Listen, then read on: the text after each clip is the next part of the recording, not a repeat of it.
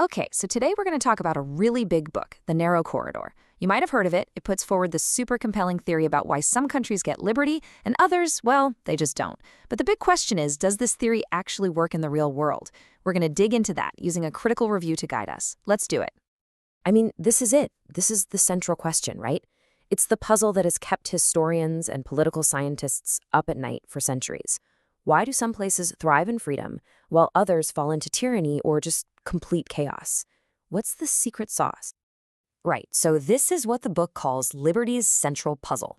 And the authors, Acemoglu and Robinson, they pretty much toss out all the usual suspects. They say, look, it's not about culture or where you are on a map or even just having a great leader.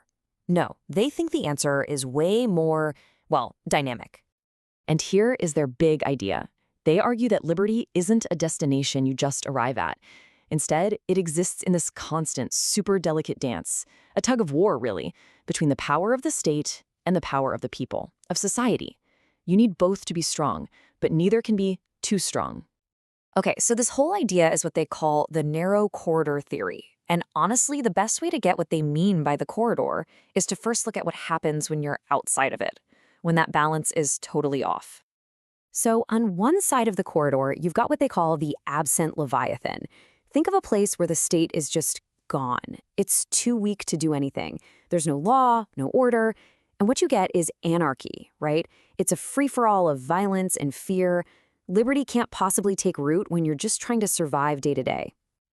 Now, on the other side, you have the total opposite problem, the despotic Leviathan.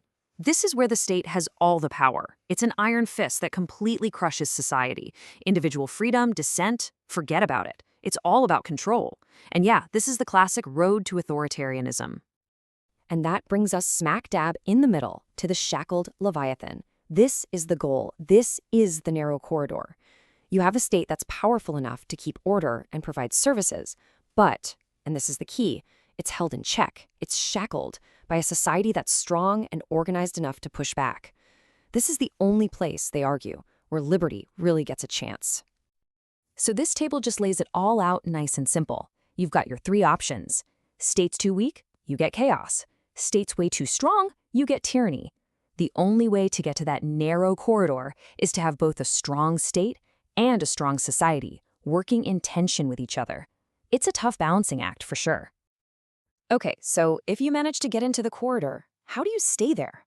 This is where they bring in this really cool concept called the Red Queen effect. If you remember from Alice in Wonderland, the Red Queen has to run as fast as she can just to stay in the same place. And that's the idea here. It's a constant race. The state and society are always trying to get a leg up on each other. And it's that nonstop competition, that running, that keeps the whole system in balance. All right, now beyond that big theory, the book is full of these really useful little concepts. The reviewer we're following points out a couple that are especially good for, understanding why some governments just don't work the way they're supposed to. And the first one is a big one, the paper Leviathan. I love this idea. It describes a state that has all the right stuff on paper. It's got a constitution, it holds elections, there are ministries and agencies, but it's all a facade. In reality, there's no power, no accountability. It's a government that can't actually govern. And this quote from the review just nails it. Elections devoid of democracy. Yeah, you vote, but it doesn't matter. Constitutions without rule of law. Sure, there's a fancy document, but nobody follows it.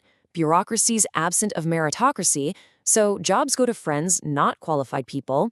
It's the perfect description of a state that's just for show. Now, here's another really important idea, the cage of norms. Because what the authors point out is that it's not always the government that crushes liberty. Sometimes it's society itself.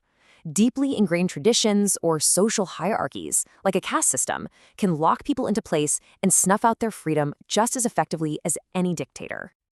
Okay, so we've laid out this really grand, ambitious theory. It sounds pretty convincing, right? But now we get to the but. The reviewer asks a really important question. What happens when we stop talking theory and start looking at the real world? Well, that's when things get a little shaky. And yeah, this is the make or break question, isn't it? A theory can be beautiful and elegant on the page, but if it can't explain the messy, complicated, often contradictory reality of history, then what good is it really? So the reviewer points to some pretty big issues. First, the theory seems way better at explaining why things go wrong than why they go right. It also gets criticized for painting with a really broad brush, lumping diverse countries together. But maybe the biggest knock against it is this. The corridor is so specific and narrow that the theory becomes almost impossible to disprove. If a country fails, you can just say, oh, well, they must have just slipped out of the corridor. It's a bit of a get-out-of-jail-free card. So with all that said, the powerful theory on one side and these sharp critiques on the other, what's the final takeaway? What's the reviewer's verdict? Well, the verdict is pretty nuanced, actually. It's not a total thumbs up or thumbs down. In the strengths column, you've got these amazing, thought-provoking ideas. Concepts like the paper Leviathan are genuinely useful tools for thinking about the world. But in the weaknesses column, well, it's not really a hard-nosed scientific analysis. It feels more like a grand, sweeping essay.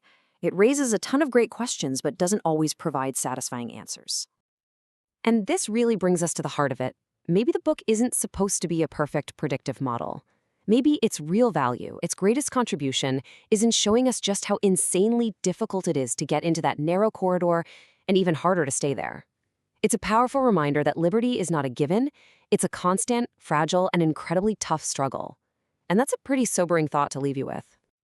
Just so you know, our breakdown today was based on a fantastic review by Meherun Nessa, published in the Italian Political Science Review. Thanks so much for tuning in.